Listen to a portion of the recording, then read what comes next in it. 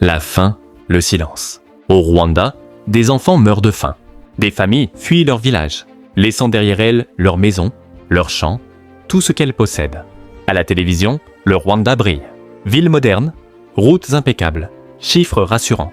Mais, dans les collines et les villages, la réalité est tout autre. La nourriture manque. Les récoltes échouent. Les prix explosent. Chaque repas devient un combat. Certains cherchent refuge dans les villes, d'autres traversent les frontières vers l'Ouganda ou la Tanzanie, juste pour survivre. Et, le plus inquiétant, beaucoup se taisent. Par peur des autorités, par peur de perdre l'aide déjà reçue, parler pourrait coûter plus cher que la faim. Restez avec nous, découvrez la crise alimentaire au Rwanda que personne n'ose montrer. Contexte historique. Au Rwanda, la faim n'est pas nouvelle. Pendant des décennies, le pays a souffert de pénuries alimentaires intermittentes. Les crises se sont accentuées après le génocide de 1994, quand la production agricole s'est effondrée et que des millions de personnes ont été déplacées. Aujourd'hui, le Rwanda se relève et se modernise. Mais certaines régions restent extrêmement vulnérables. Et les familles touchées par la faim hésitent à parler, par peur d'attirer l'attention des autorités. Parler de la faim peut être perçu comme une critique du développement du pays et certains ont peur des conséquences. Les régions touchées. L'insécurité alimentaire touche particulièrement différentes régions. À l'est, il s'agit de Kayonza, Nyagatare, Rwamagana. Au sud-est, il s'agit de Bugesera et Gatsibo. Au sud, c'est Gisagara et Huye. Au nord, sont certaines collines agricoles du district de Musanze. Dans ces régions, les récoltes de maïs, sorgho et haricots ont échoué à plusieurs reprises. Les pluies sont irrégulières, les sols sont épuisés et le prix des aliments a doublé sur certains marchés. Selon le Programme alimentaire mondial, plus de 100 000 familles dans l'Est et le Sud-Est sont en situation d'insécurité alimentaire sévère. Pour ces familles, chaque repas est un défi quotidien. Témoignages et peur de parler. Selon Mariam, une mère de 4 enfants à Kayonza, raconte à voix basse. « Je n'ose pas parler de ce que nous vivons. J'ai peur que les autorités me reprochent, de dire que mes enfants n'ont pas à manger. Pourtant, nous sommes affamés. » Selon Jean-Claude, agriculteur à Nyagatare, beaucoup de gens ne veulent pas dire qu'ils n'ont plus de maïs, de haricots ou de lait. Certains ont peur d'être vus comme des dissidents ou de perdre les aides qu'ils reçoivent déjà. Cette peur crée un silence qui masque la réalité aux yeux du monde.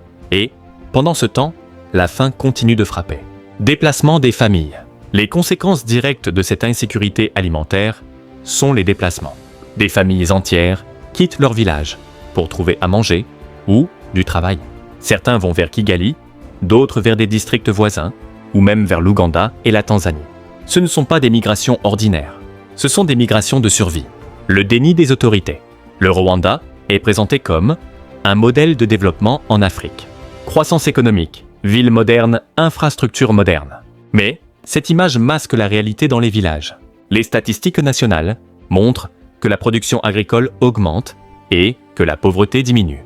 Mais ces chiffres ne reflètent pas la situation des familles les plus vulnérables, celles qui n'osent même pas parler. Le décalage entre image officielle et réalité sur le terrain est frappant. Le développement cache une crise alimentaire silencieuse. Causes de la faim. Plusieurs facteurs expliquent cette situation. Choc climatique, sécheresse répétée, pluies irrégulières et inondations.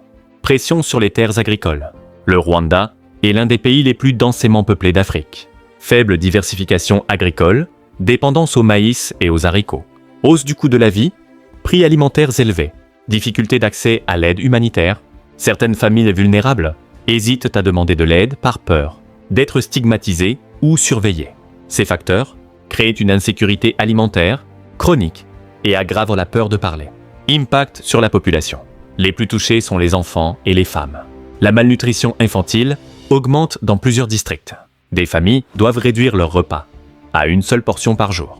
Des enfants quittent l'école pour travailler ou migrer afin de survivre. Et tout cela se passe dans un silence imposé par la peur, peur de parler, peur d'être persécuté, peur de demander de l'aide. Appel à l'aide humanitaire d'urgence. La situation est critique. Les familles vulnérables ont besoin d'une aide humanitaire immédiate. Nourriture, eau potable, soins médicaux et soutien aux agriculteurs.